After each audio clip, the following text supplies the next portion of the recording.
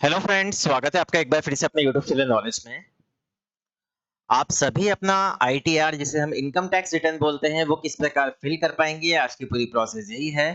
New tax regime या old tax regime क्या process रहने वाली है, आइए प्रोसेस स्टार्ट करते हैं। अगर सभी के फॉर्म 16 जारी हो गए हैं या नहीं हुए हैं तभी वे अपना आईटीआर फिल कर सकते हैं। सबसे पहले आपको यहाँ पे ई फाइलिंग पोर्टल का डैशबोर्ड दिख रहा है। यहाँ पे आपको यहाँ पे कैसे आना है, सबसे पहले आपको यहाँ पे टाइप करना है ई फाइलिंग।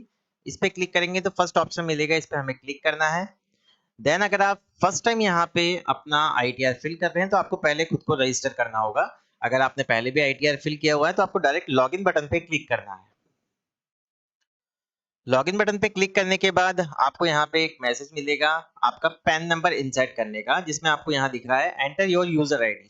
क्लियर लिखा हुआ है कि आप आपका पैन नंबर यहाँ डाल सकते हैं। मैं एक बार यहाँ मेंशन कर देता हूँ। उसके बाद कंटिन्यू बटन पे क्लिक करेंगे। कंटिन्यू बटन पे क्लिक करने के बाद हमें यहाँ पे चेकबॉक्स पे क्लिक करना है, हमारा पासवर्ड एंटर करना है। उसके बाद कंटिन्यू बटन पे क्लिक करना है। जैसे हम कंटिन्यू बटन पे क्लिक करेंगे इस तरह का डैशबोर्ड हमारे सामने ओपन हो जाएगा। अब हमें यहाँ पे ऑप्शन मिल रहा है फाइल नाउ का, इस पे हम क्लिक करेंगे। फाइल नाउ पे क्लिक करने के बाद करंट असेसमेंट ये 2025-26 रहेगा, इसको आपको ऑनलाइन कर देना है। ऑनलाइन पे क्लिक करना है, देन कंटिन्यू करना है। कंटिन्यू करने के बाद आपको स्टार्ट न्यू फाइलिंग पे क्लिक करना है। यहाँ पे इंडिविजुअली रहने देना है। इसके बाद जब ये प्रोसेस पूरा हो जाए तो कंटिन्यू बटन पे क्लिक करना है। अब हमें हमारे यहाँ पे आईटीआर फॉर्म सेलेक्ट करना है। आईटीआर फर्स्ट यहाँ से सेलेक्ट कर लेंगे, in process with ITR first पे क्लिक करेंगे, इसको ओके कर देंगे।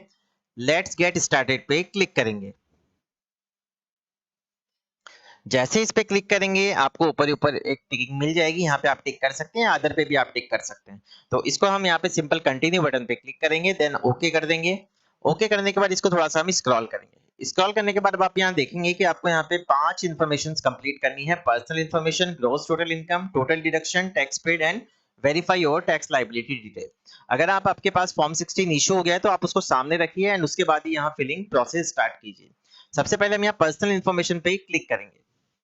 जैसे इस पे क्लिक करेंगे हमारी जो बेसिक प्रोफाइल है हमारे सामने ओपन हो जाएगी। अगर इसी प्रकार का कोई चेंजेस है तो यहाँ पे एडिट का बटन दिया गया है, जो भी यहाँ पे चेंजेस हो सकते हैं आप एडिट बटन के थ्रू इसको कर सकते हैं। इसको थोड़ा सा हम स्क्रॉल करेंगे। स्क्रॉल करने के बाद अब हमें यहाँ पे एक ऑप्शन मिलेगा नेचर ऑफ एम्प्लॉयमेंट, इस पर हमें क्लिक करना है। अब आप सेंट्रल गवर्नमेंट के एम्प्लॉय हैं या स्टेट गवर्नमेंट के हैं या पीएसयू या पेंशनर है, सेंट्रल गवर्नमेंट के, स्टेट गवर्नमेंट के पेंशनर्स हैं, पीएसयू पेंशनर्स है या अदर पेंशनर या अदर्स है, तो वो आपको आपके अकॉर्डिंग सेलेक्ट करना है। यहाँ पे अभी हम स्टेट गवर्नमेंट सेलेक्ट करेंगे। इसके बाद आपको यहाँ पे एक मैसेज दिया गया है, do you wish to exercise the option under section 115 BSC of opting out of new tax regime. अगर आपको न्यू टैक्स रिजाइम में टैक्स फिल करना है तो आपको नो पे ही क्लिक रहने देना है। अगर आपको ओल्ड टैक्स रिजाइम से टैक्स फिल करना है तो आपको यस पे क्लिक करना होगा। अभी यहाँ पे हम न्यू टैक्स रिजाइम से हमारा जो टैक्स है वो फिल करेंगे। उसके बाद नीचे एक ऑप्शन मिलेगा बैंक डिटेल्स का, तो बैंक डिटेल्स में इसको थोड़ा सा स्क्रॉल करेंगे तो आपके जो एक बैंक डिटेल है वो वैलिडेट होना चाहिए, क्योंकि नॉमिनेटेड फॉर रिफंड, मतलब उसको रिफंड के लिए नॉमिनेटेड होना चाहिए। क्योंकि अगर मान लीजिए आपका कोई रिफंड आता है तो आपके इसी बैंक अकाउंट में आएगा। अगर आपने अभी तक यहाँ पे बैंक डिटेल आपकी वैलिडेट नहीं करी है तो यहाँ पे ऐड अनदर का ऑप्शन दिया हुआ है, यहाँ पे आप क्लिक करके उस पर डिटेल्स मेंशन करके यहाँ पे आपका बैंक अकाउंट ऐड कर सकते हैं। इसके बाद हम सिंपल कंफर्म बटन पे क्लिक करेंगे तो हमारी एक इन्फॉर्मेशन कंप्लीट हो गई है। अब हमें यहाँ ऑप्शन मिल रहा है ग्रोस टोटल इनकम का, इस पे हम क्लिक करेंगे। ग्रोस टोटल इनकम पे क्लिक करने के बाद फॉर्म 16 के अकॉर्डिंग आपकी यहाँ पे आप जो भी आपकी ग्रॉस सैलरी है वो देख लीजिए। अगर आपको खुद एग्जैक्ट पता है आपकी सैलरी कितनी है तो आप खुद भी मेंशन कर सकते हैं। तो यहाँ पे आपको एक एडिट का बटन दिया गया है, एडिट बटन पे आप क्लिक करके अगर आपकी सैलरी में कुछ इंक्लूड हुआ है तो आप उसको एडिट बटन पे क्लिक करेंगे। यहाँ पे अमाउंट मेंशन करेंगे तो ऑटोमेटिक यहाँ नीचे की साइड आ जाएगा। हमारे केस में ऐसा कुछ नहीं है, तो यहाँ पे हम डायरेक्ट यहाँ पे अभी सेव बटन पे क्लिक करेंगे। सेव बटन पे क्लिक करने के बाद आप यहाँ देखेंगे कि आपको डिडक्शन अंडर सेक्शन 16 में यहाँ पे 75,000 की छूट मिली हुई है, तो ये ऑटोमेटिक डिडक्ट होके आ गई है, तो इसका अमाउंट हमारे सामने आ गया है। इनकम फ्रॉम हाउस प्रॉपर्टी, इस पे हमें एडिट बटन पे क्लिक करेंगे। इस पे क्लिक करने के बाद टाइप ऑफ हाउस प्रॉपर्टी में यहाँ पे अगर सेल्फ ऑक्यूपाइड सेलेक्ट करेंगे तो आपके पास कोई ऑप्शन नहीं है, आप इंटरेस्ट की छूट यहाँ पे नहीं ले सकते हैं। अगर आपकी रेंटल प्रॉपर्टी है आप तो यहाँ पे आपको वो अमाउंट डाल देना है। आपका 30% यहाँ पे माइनस होके वो जो बाकी का अमाउंट बचेगा आपकी ग्रॉस इनकम में ऐड हो जाएगा। इसमें हम यहाँ पे अभी सेव कर देंगे इसको।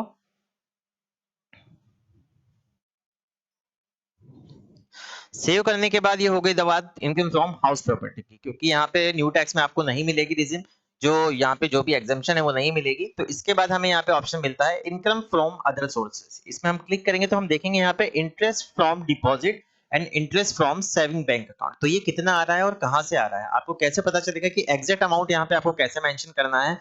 बहुत से एम्प्लॉइज का, जो भी एम्प्लॉयर है उनका यहाँ पे ऑटोमेटिक एआईएस से इंक्लूड नहीं होता है, तो हमें ये अमाउंट चेक करना है कि बैंक से हमें कितना पैसा प्राप्त हुआ है। तो इसे स्क्रॉल करेंगे, एआईएस पे क्लिक करेंगे, प्रोसीड बटन पे क्लिक करेंगे। प्रोसीड बटन पे क्लिक करने के बाद आपको एक ऑप्शन मिलेगा एआईएस एनुअल इंफॉर्मेशन स्टेटमेंट, इस पे क्लिक करेंगे तो यहाँ पे हमें ऑप्शन मिल जाएगा, इस पे हमें वापस से क्लिक करना है। क्लिक करने के बाद अब हमें यहाँ पे हमारी डिटेल मिलेगी, तो यहाँ पे आपको देख लेना है आपकी एसएफटी इंफॉर्मेशन कितनी है। तो एसएफटी पे आप जैसे ही क्लिक करेंगे तो सेविंग बैंक से जितना भी आपको इंटरेस्ट प्राप्त हुआ है या डिपॉजिट जो भी आपने किया हुआ है उससे कितना इंटरेस्ट प्राप्त हुआ है, तो ये दोनों अमाउंट आपको यहाँ पे मेंशन करना है। और सारी चीजें यहाँ पे चेक कर लेनी है, आपने टैक्स पेमेंट किया हो, डिमांड कोई रिफंड हो, तो यहाँ भी आपको वो डिटेल सारी मिल जाएगी। तो ये ध्यान रखना है कि बैंक से प्राप्त ब्याज, इंटरेस्ट या डिपॉजिट जो भी आपने किया है वो अमाउंट आपको वहां पे ऐड करना है। तो वहां पे ऑटोमेटिक ऐड है, तो हम वहां पे चलेंगे वापस से। अगर आपने ये ऐड नहीं किया है तो आपको यहाँ पे ऐड अनदर पे क्लिक करेंगे तो आपको ये ऑप्शन यहाँ पे मिल जाता है, इंटरेस्ट फ्रॉम बैंक अकाउंट। यहाँ पे आपको मिल जाएगी इन्फॉर्मेशन, जो भी सेविंग बैंक अकाउंट है यहाँ पे आपको इन्फॉर्मेशन वो मिल जाएगी। इसके बाद हम यहाँ पे जाएंगे वापस से। अब मान लीजिए आपको अमाउंट में ही कुछ एडिट करना है यहाँ पे, तो आपको इस पे क्लिक करना है सिंपल, एंड एडिट बटन पे क्लिक करना है। एडिट बटन पे क्लिक करेंगे तो आपको सेव कर देना है सिंपल, तो वो डिटेल आपकी सेव हो जाएगी अमाउंट चेंज करने के बाद। तो ये सारी चीजें हो गई है। अब इसके बाद नीचे एक और ऑप्शन दिया गया है इस बार, income on which no tax is payable long term capital gain. जो भी लॉन्ग टर्म कैपिटल है, अगर किसी ने म्यूचुअल फंड्स बेचे हैं या शेयर मार्केट में, तो यहाँ पे आपको जो भी शेयर मार्केट में यूनिट बेचे हैं तो इसके लिए आपको यहाँ पे 1,25,000 की रिबेट मिलेगी, तो आप यहाँ पे ऐड कर सकते हैं। जैसे मैं आपको क्लिक करके बता देता हूँ, तो आपको यहाँ पे मैक्सिमम 1,25,000 की यहाँ पे आपको रिबेट मिल जाएगी, 1,25,000 की, तो आप यहाँ पे मेंशन कर सकते हैं, तो ऑटोमेटिक यहाँ आ जाएगा। इसके बाद कंफर्म कर दीजिए। यहाँ इस केस में कुछ भी नहीं है तो हम इसको डायरेक्ट यहाँ पे कंफर्म कर देंगे। कंफर्म करने के बाद दो इन्फॉर्मेशन आपकी कंप्लीट हो गई है। अब हम बात करेंगे टोटल डिडक्शंस की। इस पे क्लिक करेंगे तो 80CCD2 यहाँ पे contribution to pension scheme for central government employ, केवल सेंट्रल गवर्नमेंट के जो एम्प्लॉइज हैं वो यहाँ पे 80CCD2 के अंदर रिबेट ले सकते हैं न्यू टैक्स रिजाइम में। स्टेट गवर्नमेंट में ये रिबेट नहीं मिलेगी। तो यहाँ पे आपको 80CCH contribution to Agnipath scheme, and यहाँ पे कोई एनी अदर डिडक्शन है जिसका आप एग्जाम्पशन ले सकते हैं अंडर रूल्स, तो वही आपको ऐड करना है, अदरवाइज नहीं करना है। इसके बाद सिंपल यहाँ पे कंफर्म कर देंगे, और अदर एग्जाम्पशन यहाँ पे नहीं मिलती है न्यू टैक्स में। टोटल कितना टैक्स पेड किया है आपने वो आपको यहाँ पे शो हो जाएगा, आप यहाँ से देख सकते हैं, आपकी डिटेल यहाँ पे आ जाएगी, आपने कितना टैक्स पेड किया है या नहीं किया है, इस पे क्लिक कर दीजिए। नहीं भी करेंगे तो कोई इशू नहीं है। इसके बाद सिंपल यहाँ पे कंफर्म बटन पे क्लिक करें। कंफर्म बटन पे क्लिक करने के बाद आपकी टैक्स की लायबिलिटी बन जाएगी, यहाँ पे कितना टैक्स आपके पास आ रहा है, तो आपको यहाँ पे सारी डिटेल एक बार चेक कर लेनी है, देन कंफर्म कर देना है। कंफर्म करने के बाद प्रोसीड टू वेरिफिकेशन पे क्लिक करेंगे। इस पे क्लिक करने के बाद वापस से प्रीव्यू एंड सबमिट रिटर्न पे क्लिक करना है, चेकबॉक्स पे क्लिक करना है, प्लेस भरना है, यहाँ पे आपको आपका प्रोसीड टू वेरिफिकेशन पे क्लिक करना है। अब आपके पास दो एरर आ रही है, तो आपको क्या करना है, जब भी इस प्रकार की एरर आती है तो आपको इस वाले ऑप्शन पे क्लिक करना है, एरर वाले ऑप्शन पे ही।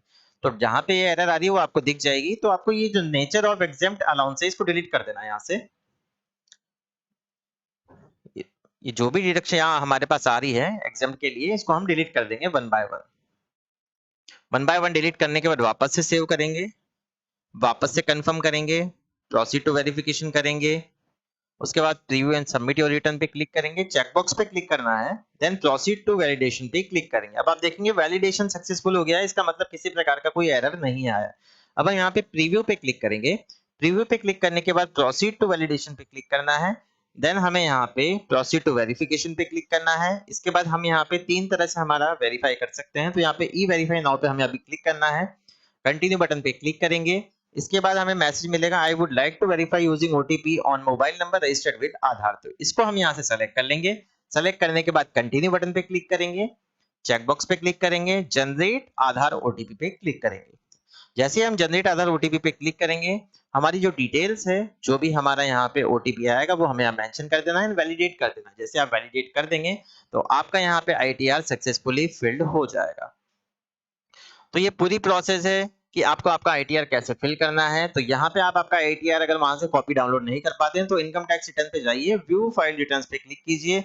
यहाँ से आपको तीन ऑप्शन मिले हैं, फॉर्म भी डाउनलोड कर सकते हैं, रिसिप्ट भी एंड डाउनलोड जेएसओन। तो ये पूरी प्रोसेस है कि आपको आपका आईटीआर फर्स्ट कैसे डाउनलोड करना है। जो भी सैलरीड पर्सन है या गवर्नमेंट एम्प्लॉइज हैं, इस प्रोसेस के द्वारा अपना आईटीआर फिल कर सकते हैं। अगर आपको वीडियो पसंद आया हो तो प्लीज चैनल को सबसे पहले सब्सक्राइब करें एंड वीडियो को लाइक और शेयर करना ना भूलें। Thank you so much.